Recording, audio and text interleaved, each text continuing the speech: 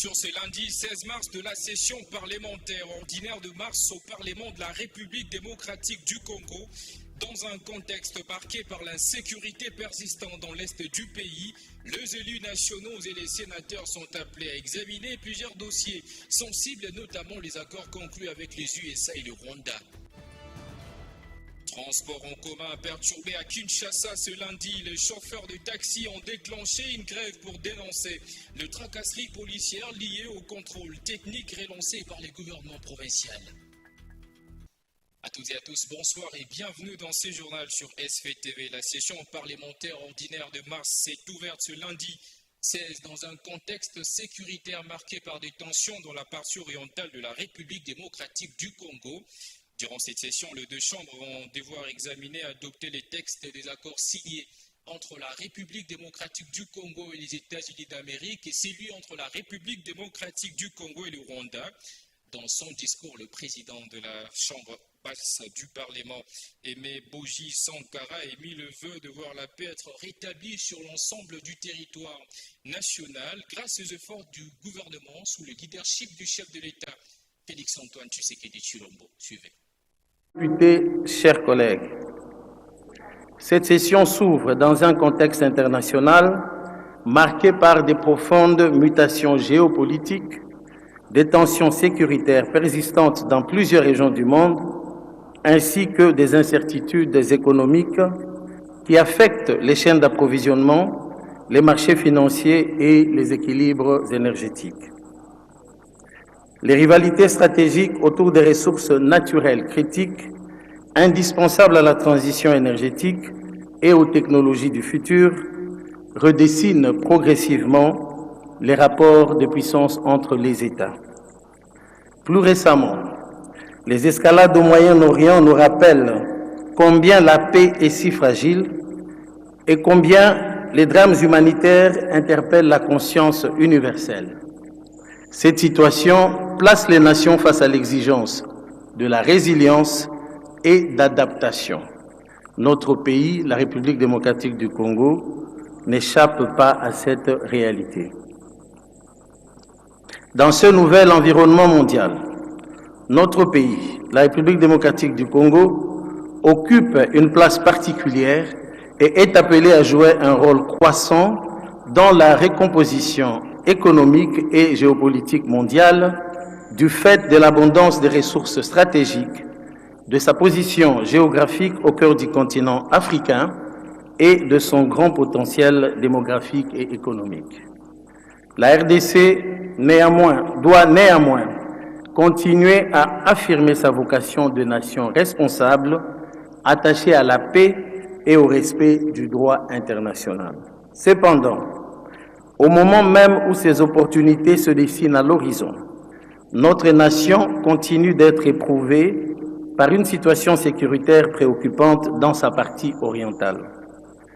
Les violences armées, les déplacements massifs et récurrents des populations et les atrocités commises contre les civils continuent d'affliger nos compatriotes avec un très lourd bilan en pertes humaines. À cela s'ajoute la destruction environnementale. Au Sénat, lors de son discours d'ouverture de la session de mars 2026, le président de la Chambre haute du Parlement, Jean-Michel Sama Lukonde, a appelé les élus des élus à conserver les acquis des accords de Washington. Il a également exhorté à privilégier une voie diplomatique appuyée par des mécanismes de suivi rigoureux afin de garantir une paix durable. Jean-Michel Sama Lukonde. Cependant, chers collègues, consolider les acquis des accords est un devoir, mais il faut rester lucide face au décalage avec la réalité du terrain où les combats persistent. C'est pourquoi il convient de maintenir la fermeté contre les agresseurs tout en privilégiant une voie diplomatique appuyée par des mécanismes de suivi rigoureux et par l'adoption des mesures destinées à soutenir les populations déplacées dans les provinces du Nord Kivu et du Sud Kivu, confrontées à une crise sécuritaire persistante. Honorables sénatrices et sénateurs, chers collègues, sur le plan socio-économique, en dépit de nombreux efforts consentis par le gouvernement notamment en matière de stabilisation de cadre macroéconomique, de consolidation des réserves de change et de régulation du marché de devises. La situation de notre pays demeure préoccupante. Le chômage des jeunes, l'érosion du pouvoir d'achat, le retard dans la paie des fonctionnaires et agents de l'État, ainsi que l'accès limité aux services sociaux de base qui traduisent les difficultés quotidiennes auxquelles sont confrontés nos concitoyens, appellent des réponses structurelles, durables et inclusives.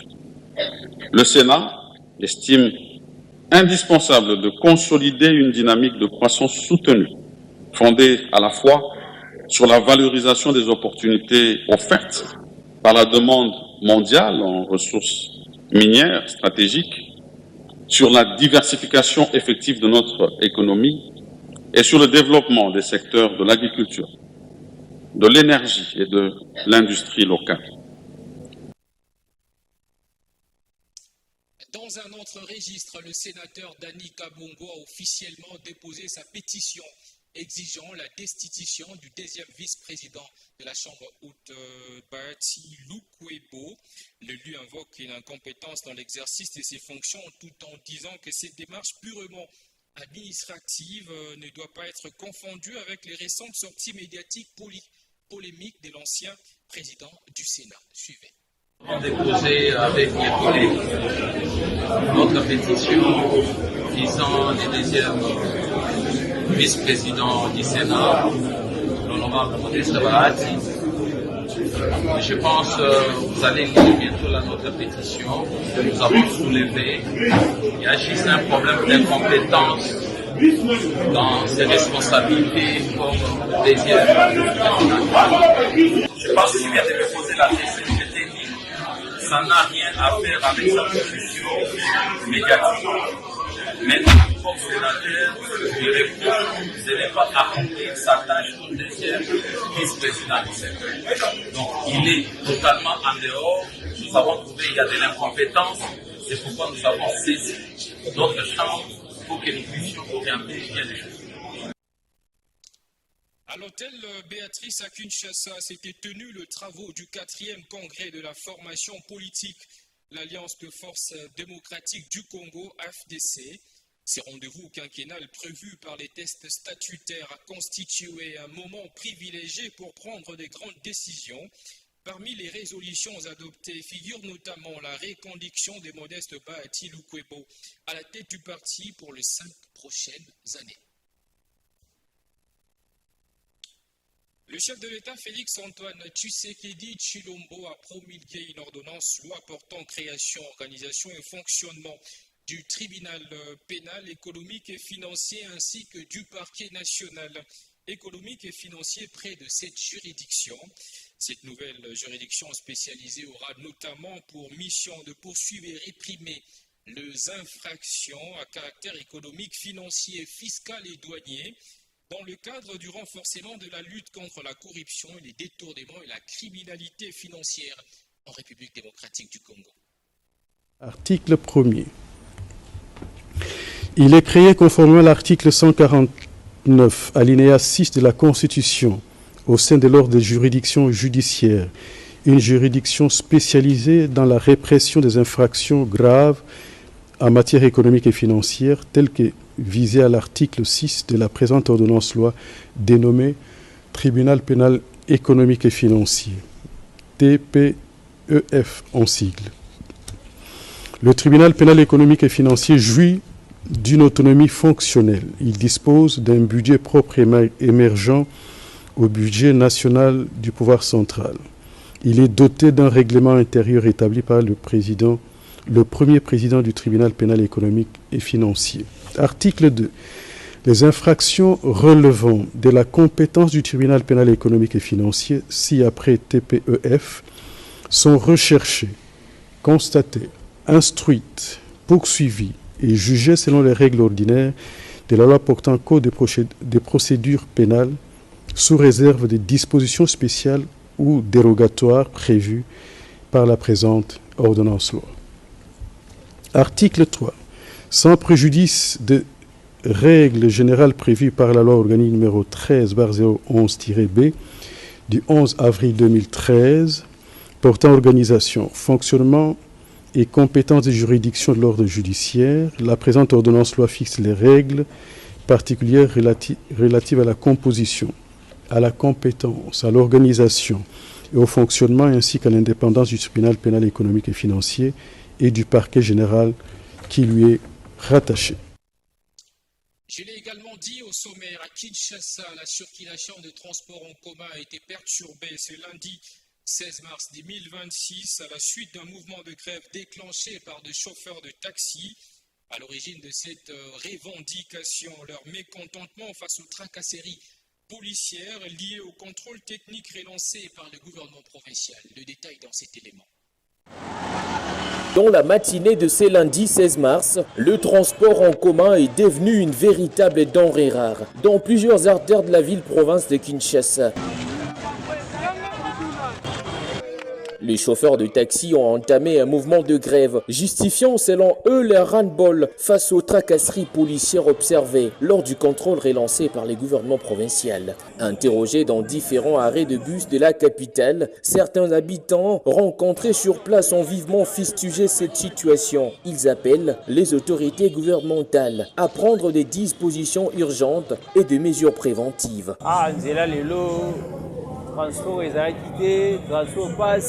Ce matin, il n'y a pas de transport. Les chauffeurs ont grévé suite au contrôle technique. Les autorités doivent prendre des mesures afin de pallier rapidement à cela. Mais nous croyons toujours que la situation se rétablira à un moment donné.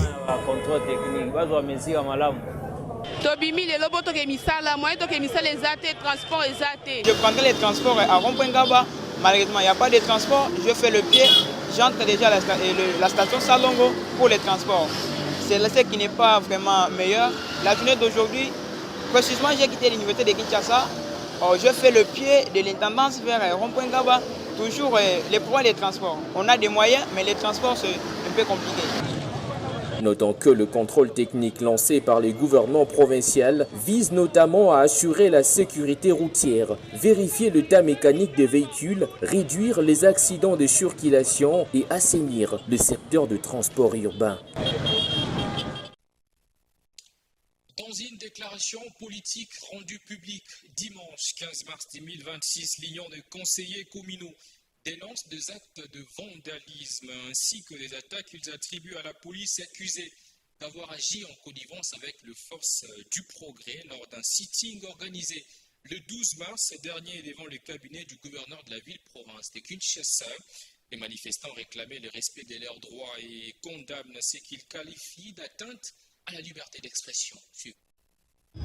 L'Union des conseillers communaux de Kinshasa informe l'opinion publique, la communauté nationale et internationale qu'en date du 12 mars 2026, les 256 conseillers communaux de Kinshasa ont organisé un sit-in devant le cabinet du gouverneur de la ville Daniel Bumba, afin de réclamer le respect de leurs droits.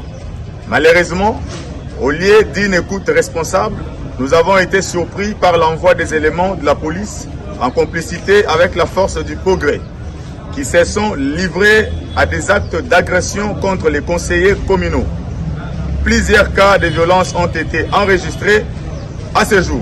Les 256 conseillers communaux de Kinshasa s'étonnent du silence du gouverneur face à cette situation grave. Certains de nos collègues sont encore hospitalisés et ne disposent pas des moyens nécessaires pour bénéficier des soins appropriés. Face à cette injustice, nous lançons un appel solennel à l'intervention du chef de l'État, Son Excellence Félix Antoine Tshisekedi Tshilombo, afin de sauver notre avenir politique. Aujourd'hui, les conseillers communaux de Kinshasa se sentent humiliés, abandonnés. La question demeure: qui sauvera les conseillers communaux de la RDC, en particulier de Kinshasa? Par ailleurs, nous dénonçons plusieurs irrégularités constatées dans la gestion de la ville. La transformation de marchés municipaux en marchés urbains au détriment des communes. Les non-rétrocessions des taxes d'intérêt commun aux communes. Le non-respect de la rétrocession de 40% prévue pour les communes. Face à cette injustice, les conseillers communaux de Kinshasa restent déterminés à poursuivre leur lutte jusqu'à l'obtention de solutions concrètes. Notre mandat tend vers sa fin. mais nous ne cesserons jamais de défendre les droits des communes et de leurs représentants. Par ailleurs, le gouverneur nous a invités à une rencontre prévue mardi prochain pour un échange que nous espérons responsable. Cette fois-ci, nous attendons des solutions concrètes. À Kolwezi, chef-lieu de la province du Lualaba, le travaux de la 9e réunion de la commission tripartite réunissant la République démocratique du Congo, la Zambie et le Haut Commissariat des Nations Unies pour les réfugiés s'y sont clôturés sur un engagement commun en faveur de la relance du rapatriement volontaire de réfugiés congolais vivant en Zambie. Les participants ont également insisté sur le renforcement de la collecte des intentions de retour ainsi que sur la mobilisation de financements nécessaires pour accompagner leur retour et leur intégration. Retour sur ces reportages. Le travaux de la 9e réunion de la commission tripartite entre la RDC, la Zambie et le Haut Commissaire des Nations Unies pour les réfugiés ont été clôturés à Kolwezi, chef-lieu de la province de Lualaba, en présence du vice-premier ministre de l'Intérieur et du ministre de l'Intérieur de la Zambie et madame la gouverneure de la province de Lualaba, Fifi Masuka Saini. La commission tripartite s'est engagée à reprendre l'opération rapatriement volontaire de réfugiés congolais vivant en Zambie. À cela s'ajoute les renforcements de collecte, des intentions de retour et la mobilisation de fonds pour le rapatriement volontaire des réfugiés congolais et de leur réintégration. La province du Lualaba est particulièrement honorée de vous accueillir à Kolwezi à l'occasion de cette réunion ministérielle qui vient couronner les travaux techniques menés depuis le 10 mars dernier dans le cadre de la 9e commission tripartite. Les relations entre la République démocratique du Congo et la République de Zambie sont marquées par une longue tradition de coopération, de solidarité et de fraternité fondée sur l'histoire, la proximité géographique et les liens humains qui unissent le peuple. Lors de cette réunion, une mention spéciale a été faite à l'endroit de madame la gouverneure de province, Fifi Masuka Saini, pour l'organisation réussie de ces assises ayant réuni les autorités de la République démocratique du Congo et de la Zambie sur la problématique des réfugiés dans les deux pays. Utilisé comme alibi par le Rwanda pour justifier son agression dans la partie orientale de la République démocratique du Congo, le Banyamulenge sortent de leur silence pour dénoncer avec leur dernière énergie l'instrumentalisation orchestrée contre eux par les régimes de Kigali. Au cours d'un point de presse tenu à Paris en France, les représentants de cette communauté ont déclaré ne pas avoir mandaté ni le Rwanda ni le mouvement du 23 mars, comme ils l'ont appelé M23, pour parler en leur nom. Suivez ces reportages. Les Banyamulenge n'ont pas mandaté ni le Rwanda ni le M23 pour parler ou combattre en leur nom. C'est dans ces termes que les représentants de la communauté Banyamulenge venus de Kinshasa et de Bukavu ont rejeté toute instrumentalisation de leur nom dans le conflit de l'Est du Congo lors d'une conférence de presse tenue à Paris. Ils dénoncent l'usage abusif par le Rwanda de la prétendue protection des Banyamulenge pour justifier ses interventions militaires. Selon eux, cette instrumentalisation amorcée dans les années 1980 s'est aggravée en 1996 avec l'entrée du Rwanda dans les guerres du Congo et continue aujourd'hui de peser lourdement sur leur communauté. Le Rwanda claironne partout qui vient nous protéger. Pourtant, son discours-là exacerbe la haine contre nous. On ne peut pas prétendre venir traiter ou protéger une communauté par la guerre. Et quand vous faites la guerre, vous commettez des crimes et nous devenons comptables de ces crimes, les crimes des troupes rwandaises au Congo. Et ça, nous les refusons. Les représentants ont exhorté l'ONU à exiger le retrait des troupes rwandaises, appelé les pays européens à renforcer les sanctions et invité les Congolais de la diaspora comme du pays à consolider la cohésion nationale et à rejeter les discours de haine. La députée fédérale Lydia Muchebele, la mandataire politique Gisèle Mandaïla, ainsi que plusieurs responsables des partis et associations de la diaspora congolaise ont assisté à la rencontre. Les Banyamulenge réaffirment leur refus d'être utilisés comme des prétextes à l'agression rwandaise et appellent à un dialogue national pour une paix durable dans l'Est de la RDC. Ce journal est complètement terminé. À toutes et à tous. Merci de l'attention soutenue et bonne suite des programmes sur Sacré Vision Média, Canal Pro.